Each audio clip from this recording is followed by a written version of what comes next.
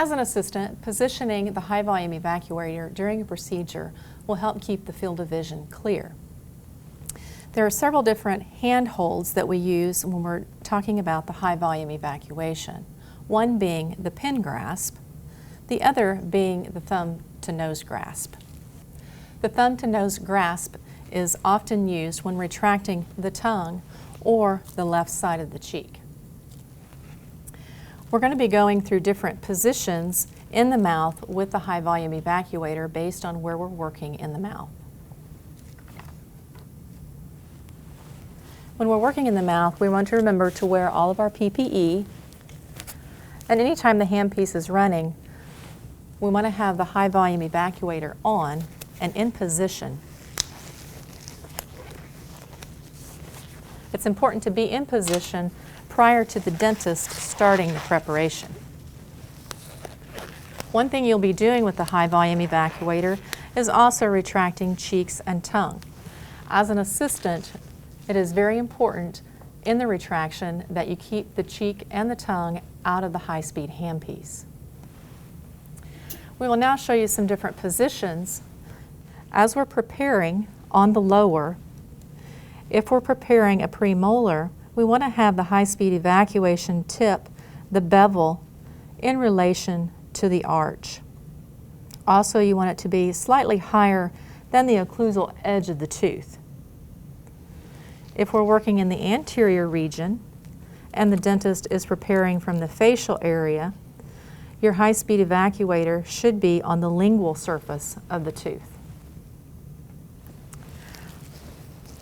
Also, if we're working on the left side, you will be retracting the cheek, and the doctor is usually retracting the tongue with the mirror. Again, the bevel being in line with the arch and slightly higher than the occlusal edge. Also, if you're working on the right-hand side with a right-handed operator, you are responsible for retracting the tongue. This can be done with the high-speed evacuator, and you may need to assist also by using a mirror. We'll now move to the upper arch and show you some positioning there. Positioning on the right, again, the bevel of the evacuator tip is in line with the arch and slightly higher as we're preparing an occlusal surface. If the dentist is preparing on the facial surface, also your evacuator tip would be in the same position. If we're working in the facial surface of the anterior region, the evacuator tip bevel will be on the lingual just as it was on the lower. If we're working in an opposite position on the anterior, on the lingual, your high-speed evacuator will be on the facial, also retracting the lip and suctioning at the same time. When we're working on the left side, you will need to retract the cheek as the dentist is working on the occlusal surface. This holds true if he's working on the lingual surface. The most difficult area to retract and suction is if the dentist is working on the buccal of the upper left. If the dentist is working in this area, a lot of times the patient's head will be turned to their right or toward the operator, which makes it difficult for your positioning. A lot of times your positioning will need to be all the way in the posterior of the mouth to catch the water as it runs to the distal area.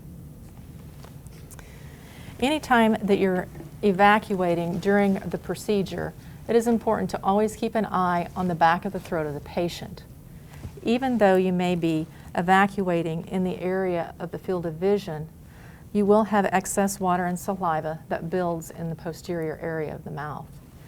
A lot of times it's important to position in each corner to remove any excess water. One thing that you'd never want to do is to take the evacuator tip and put it straight down in the center of the throat. This can actually activate the gag reflex if you accidentally touch the soft palate of the patient. Always position in the corners. Another important aspect of evacuation is never place the tip against the soft tissue. Pressing against the soft tissue on the alveolar ridge or against the cheek can cause injury. If you need a fulcrum with the evacuator, you may want to use your other hand to rest against. Anytime you press against the palate or against the alveolar ridge, you can actually make that injury. Also, it is important that the assistant pay attention to the patient, not just the field of vision. It is your responsibility to pay attention to the patient's eyes and their body language. A lot of times patients can feel very claustrophobic with the amount of water that can build up in their mouth. So as an assistant, it is important that you ask periodically if the patient is doing fine. If you see any anxiety within their eyes or in their hands, you may want to ask the question, and a lot of times that will trigger the dentist to stop and to check the patient with you.